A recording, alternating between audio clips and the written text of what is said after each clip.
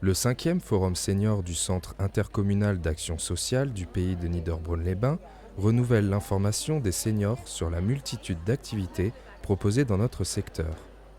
Il a eu lieu le vendredi 23 octobre dans la salle polyvalente de Gundershofen.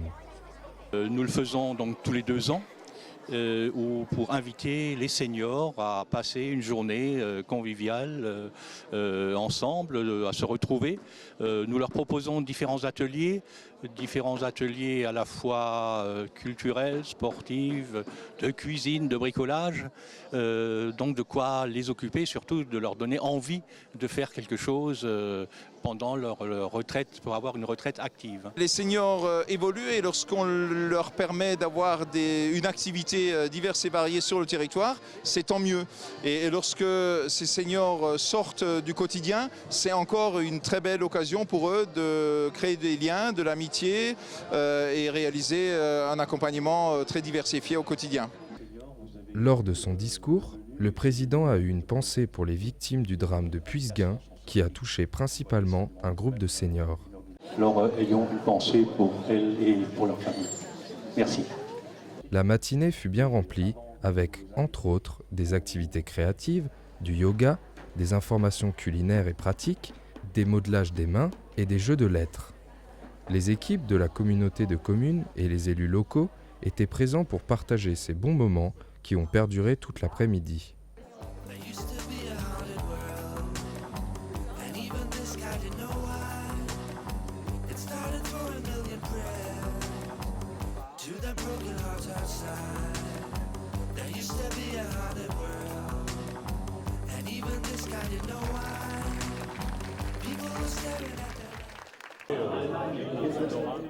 Les associations de Gumbrechtshofen se retrouvent pour leur 2e forum sous l'impulsion de l'ALC, l'association Loisirs et Culture, dont les 10 sections sont représentées. Et se sont joints également d'autres associations telles l'Union sportive, le Cyclo de la Zinzal du Nord, le Club des aînés, les pêcheurs, les chasseurs, l'harmonie de Gumbrechtshofen.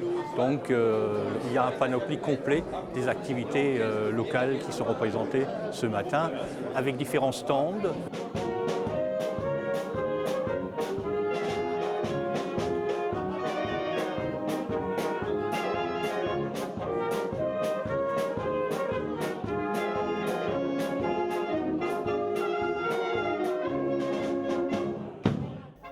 Quelques morceaux joués par l'harmonie donnent envie de faire de la musique.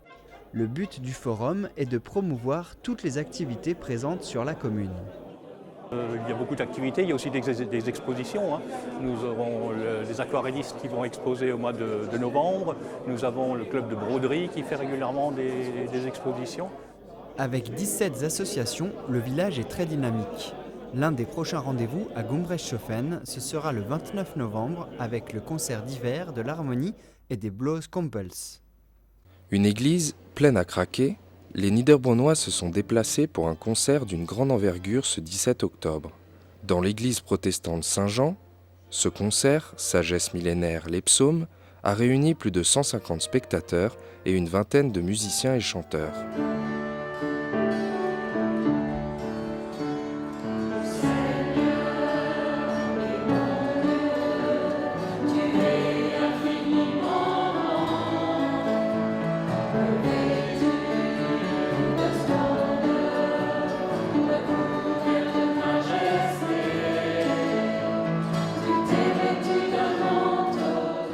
L'Église a souhaité faire découvrir ou redécouvrir ce beau livre de la Bible, conçu sous forme d'un cheminement avec une alternance d'interprétation musicale, de lecture et de chant.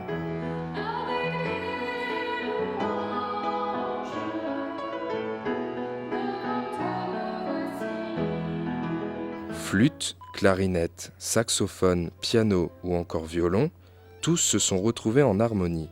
Le plateau permettra d'apporter une contribution au financement des travaux entrepris au presbytère protestant, rue du Maréchal Leclerc. Le projet de stockage d'amiante au Sandholt fait débat.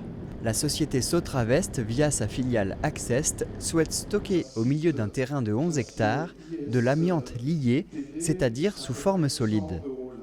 L'exploitation prévue pour 30 ans représenterait au final 150 000 tonnes d'amiante et de gravats. La commune de Niederbronn-les-Bains ne s'est pas opposée au dépôt du dossier en préfecture. De là, une enquête publique a eu lieu. Dans le même temps, un collectif s'est créé pour s'opposer à ce projet. Il revendique l'écoute des citoyens. On attend une forte mobilisation de la base. On a compris que les instances officielles, les élus, n'ont qu'un avis consultatif et ne peuvent pas vraiment mettre un veto à ce projet. Nous, on pense que la base, les habitants, les citoyens, toutes les personnes attachées aux valeurs vertes des Vosges du Nord, du parc naturel, peuvent se mobiliser et montrer que ce projet, non, il y a d'autres alternatives pour le stockage de l'amiante. Les communes de Reichshofen et Oberbronn ont émis un avis défavorable. Le parc naturel régional des Vosges du Nord, consulté aussi pour avis, nous fait part de ses observations. En premier lieu, la présence de l'amiante dans notre quotidien. Chacun dans nos logements, dans notre vie quotidienne, sommes aujourd'hui encore entourés d'amiante. Et on ne peut pas non plus toujours les envoyer chez le voisin. Donc la question pour nous, c'est de savoir à quelles conditions, quelles seraient les conditions demain pour que ce soit acceptable. Est-ce que c'est ici? Je n'en sais rien, ce n'est pas à moi de me prononcer sur ce sujet-là. Mais quelles sont les conditions qui amèneraient à ce que ce soit acceptable pour la population que de recevoir l'amiante sur ce territoire de la commune de Niederbronn à proximité de Reichshofen?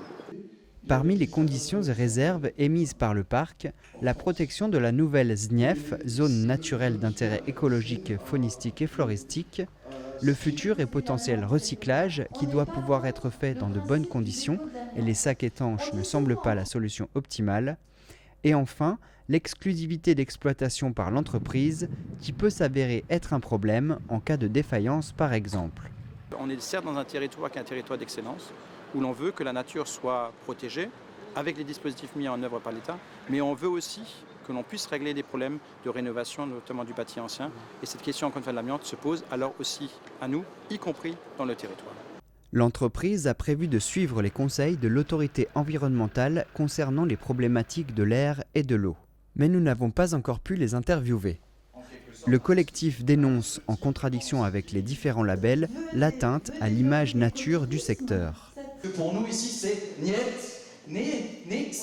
La réunion publique s'est achevée par la signature de pétitions et la proposition d'une consultation populaire.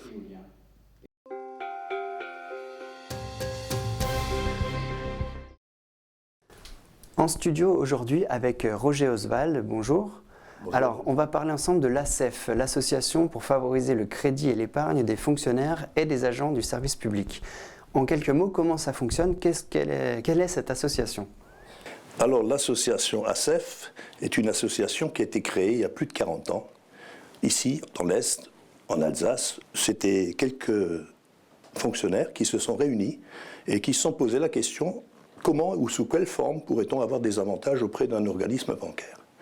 Et ça grandit et de fil en aiguille, sur les années, les décennies, c'est devenu une très grande association puisque nous chiffrons actuellement, dans le Bas-Rhin, plus de 9 800 adhérents. Et en Alsace, plus de 17 000.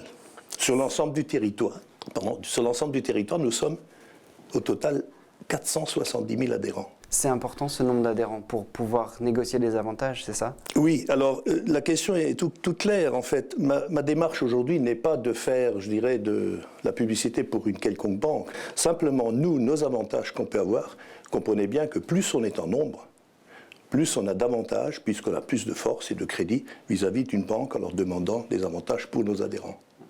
Alors par exemple, qu'est-ce qu'on pourrait citer comme pourquoi adhérer finalement? Si quelqu'un vient, un fonctionnaire vient et vous demande pourquoi est-ce que j'adhérerais, qu'est-ce que vous lui répondez? Écoutez, moi ce que je lui dis, comme tous mes collègues du conseil d'administration ou d'autres qui sont les correspondants dans les différents établissements, on leur dit voilà, vous venez chez nous, vous adhérez, vous payez 12 € sur l'année, vous avez des avantages en termes de banque, crédit, emprunt, placement, assurance, voiture, réduction sur toutes ces choses-là par rapport aux clients traditionnels.